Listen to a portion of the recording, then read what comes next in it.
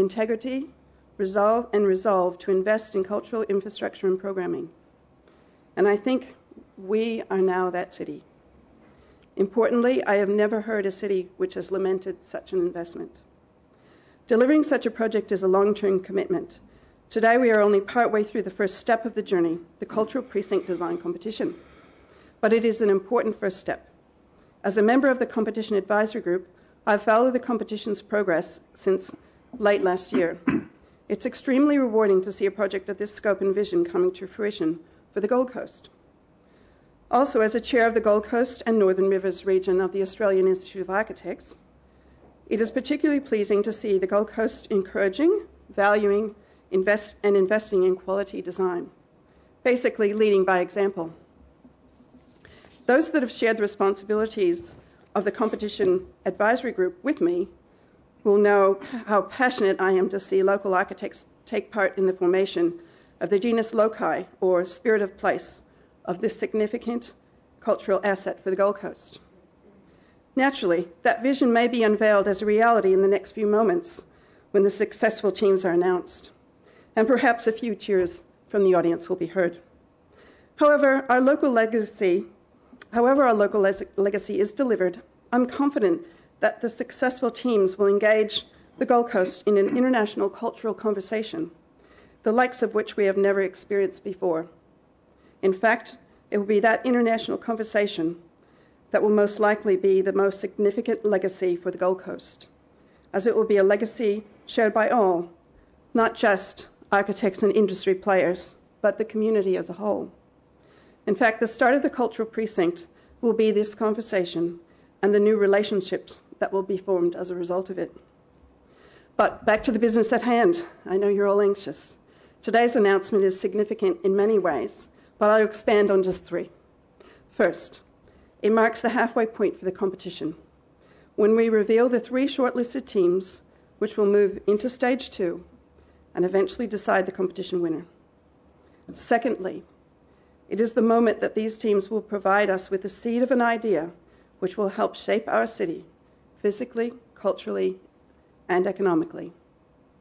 And thirdly, because today's announcement will be documented electronically and on film, it will be live streamed via Council's website and it will be stored as part of the historic record. So we can look back in years to come and share in the germination of one of the city's most transformational projects. These teams will not merely be delivering designs, but the architecture of transcendence. So finally, it is my great pleasure to introduce to you the chair of the design competition 8-member jury, an academic of high regard, a design advocate and experienced competition juror and chair, and inaugural head of Griffith University's Gold Coast School of Architecture. You guessed it, Professor Gordon Holden. Thank you, Amy. Mayor Tate, and good morning, everybody. Competitions are a very effective way to harness creative design, especially where a client, in this case Gold Coast City Council, is open to ideas and inspiration. Competitions can also deliver incredible value for money. It would be difficult to imagine any city in the market for a major infrastructure project being able to afford to commission dozens of the world's leading designers just to attract their ideas and inspirations. And yet, through this competition, this is exactly what has happened. The competition was advertised internationally and attracted registrations from 162 interested participants. Many of them joined forces to form 75 diverse teams. Led by architects and/or landscape architects, the teams drew in engineering, planning, theatre and lighting designers, acoustics and civil engineers, and a broad range of other disciplines. But competitions are only as good as the panel which assesses the submissions, with respect. Again, the Gold Coast has benefited by its selection of jurors. Mayor Tom Tate ably represented the client, Gold Coast City Council, and the residents of the city. Other local representatives include the Arts Centre Gold Coast General Manager, Destry Pure, and well-known Gold Coast architect Greg Forgan-Smith. International representatives, the international representative was leading architect, academic and author, Professor Michael Sorkin. Also participating was Victorian Government architect, Professor Geoffrey London, Sydney-based Emeritus Professor of Landscape Architecture at QUT, Helen Armstrong, and Chief Executive Officer of the Queensland Performing Arts Centre, John Kotsas. The jury met over 2 full days. While I'm not able to go into very much detail, I am able to state that the jury was very impressed by the great range and diversity of design responses.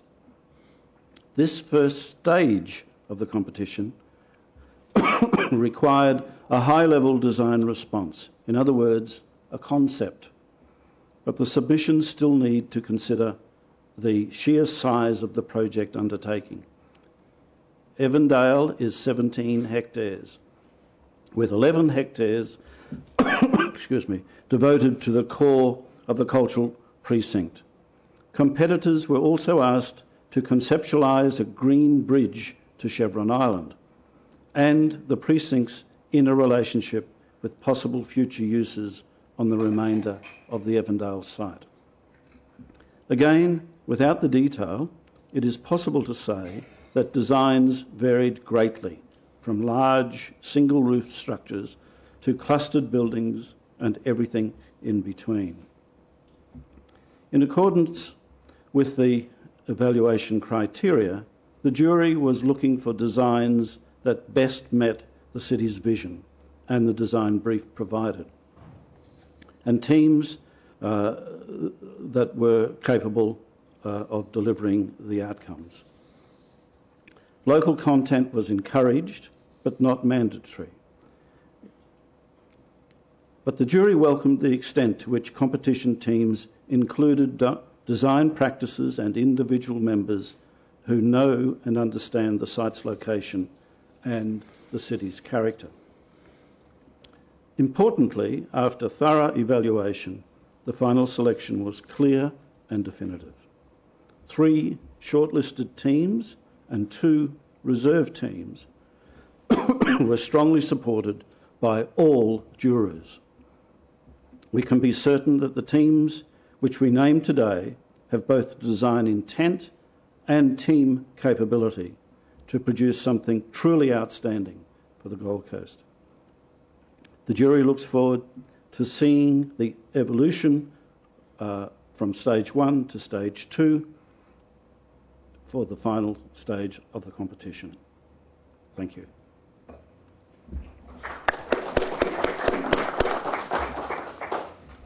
Thank you, Gordon. It is now my great pleasure to introduce to you the Mayor of the City of Gold Coast, Mayor Tom Tate, to share with us the shortlist announcement. Okay. Well, good morning, council colleagues, ladies and gentlemen.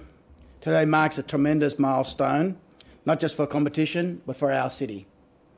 The Gold Coast is already home to a wealth of culture, artistic talent and creative industry, but we need a heart, a place where we can support and grow this important sector of our community, and a place to help generate our cultural economy. The historic cultural destination of the world, London, Paris, New York and Rome, are being challenged by the emerging giants of Seoul, Singapore and Shanghai, and now you can throw the Gold Coast into the mix. Culture is not static, nor is the city or its reputation. We have to continue and evolve. In just 5 years, the Gold Coast will be hosting the 2018 Commonwealth Games. The eyes of the world will be upon us, and we have to make those 5 years count. During that time, we have the opportunity to position our city as an arts and culture hub in the Asia-Pacific region. During that time, we can create and raise platform for arts and creativity industry and the potential to create 1,000 new jobs in our city. During that time, we can become a must-see destination, not just nationally, but internationally. As everyone knows, our Gold Coast is a major tourist destination. We welcome over 11 million tourist visitors annually, but it should not stop there. We should aspire to get more of the lucrative culture tourism dollar. What is stopping us from evolving to creative culture in our region? Nothing. Gold Coasters want a culture precinct, and Council is committed to delivering. These iconic projects take time, and today we take an important early step in the process of delivering on that vision for a culture precinct. I enjoyed being a member of the jury when selected on the shortlist teams. It was tremendous to see so many serious professional designers from around the world. Among them, we see some of the world's leading names in architecture, landscape and all the design world. And being privy to the submission, I'm inspired by their sheer creativity. And some of the points that they delivered was they all encompassed that this should be a landmark project which will be distinctively Gold Coast, iconic and memorable. A place that celebrates our unique culture and our great outdoors.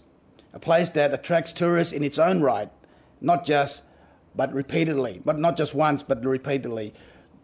The sort of place that our artists and residents will feel at home, where they want to come and experience, learn, work, play and enjoy over and over again.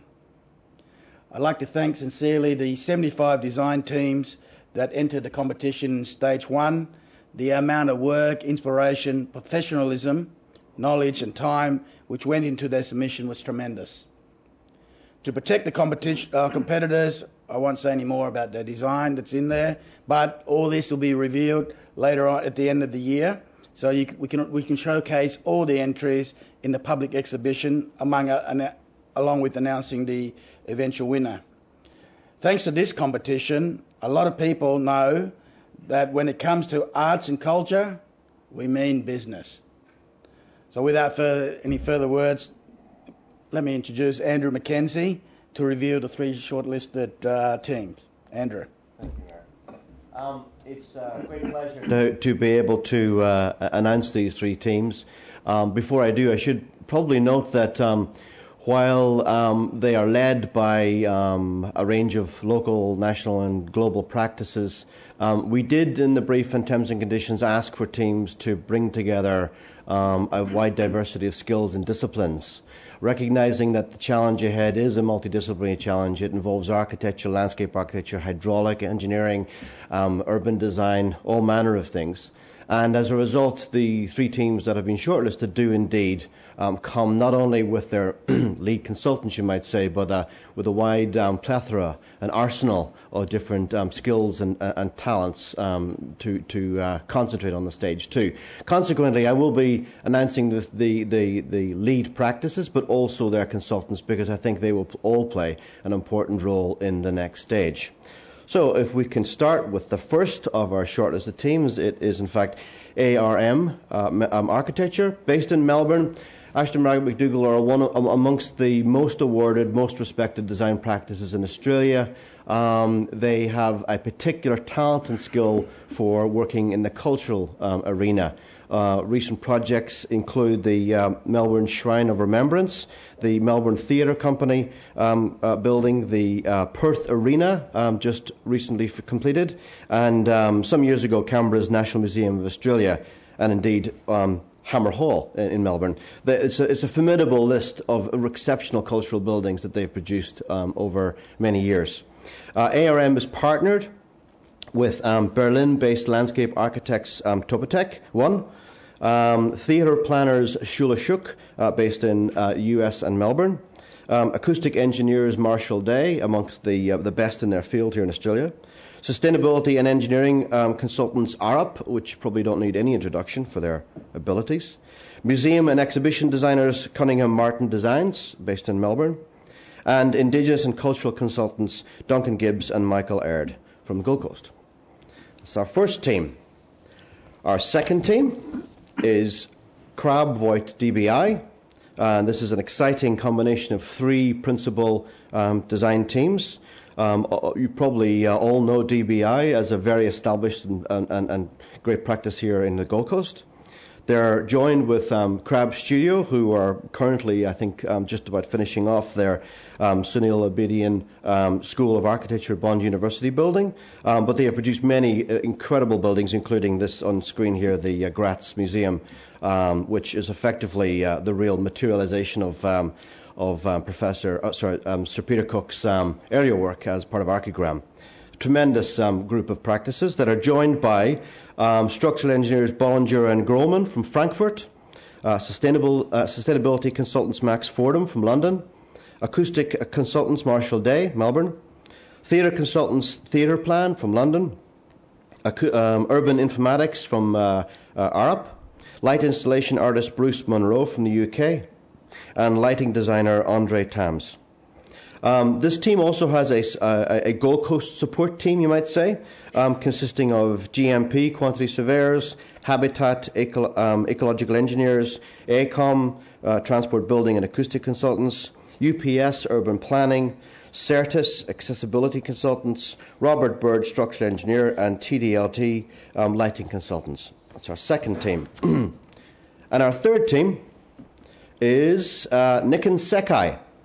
Nikken Sekai is a very large Japanese practice, and as announced a couple of weeks ago through the Architecture Journal in the UK, which annually does a review of top 100 practices, Nikken Sekai is number 4 of the world's largest practices. It is a huge organisation that includes within its one umbrella urban design, architecture, landscape architecture, engineering, research, all manner of divisions.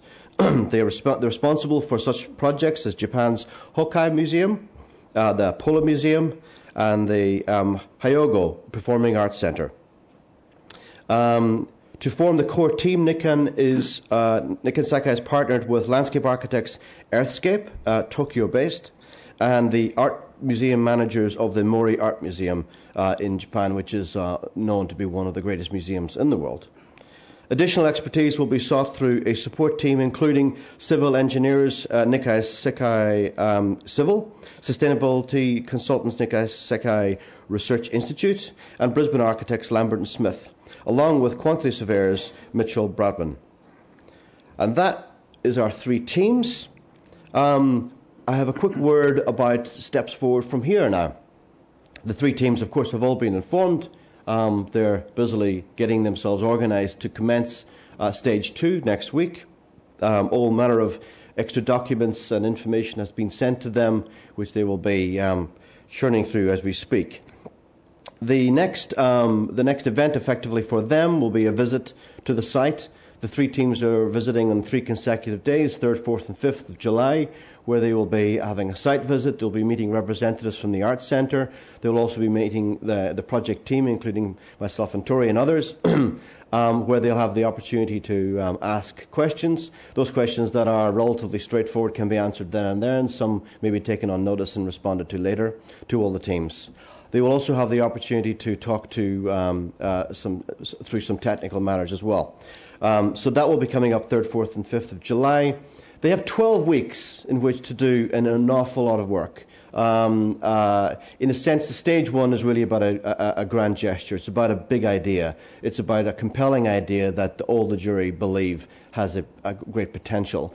Stage 2 is where the real hard work starts. It's where they have to look at the land engineering, the access and egress issues with transport, the climate issues. They really need to technically understand how their proposal is going to work. And that's why we have such a long list of consultants and assistants. That 12-week period ends on the 9th of September when their submission is due. And a few weeks after that, the jury will meet again, and in a sense, the best competitor will win. About a month after that, probably in late November, there will be an exhibition of all the entries, and that will also involve a bunch of engagement and community relations activities that will happen over a few weeks in November leading into December. So those are principally the main steps forward.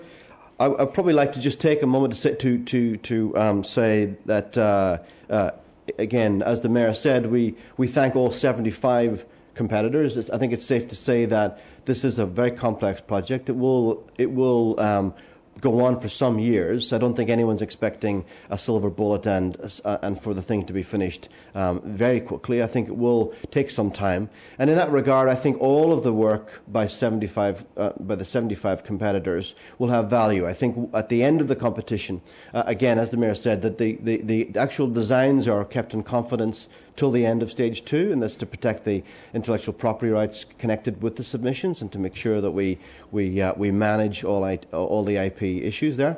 But at the end of the competition, all the submissions will be available, and we will be encouraging a dissemination of those ideas.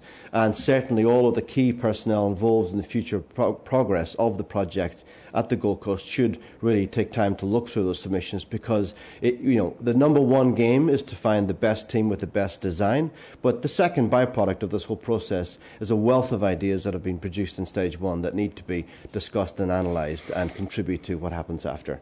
And with that, I will hand back to Amy. Thank you very much.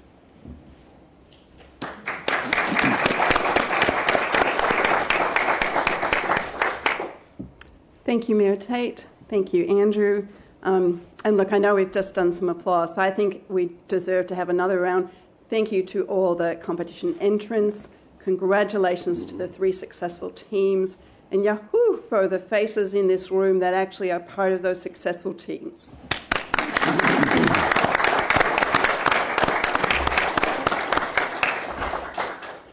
There is no question that these are 3 highly regarded and competent teams.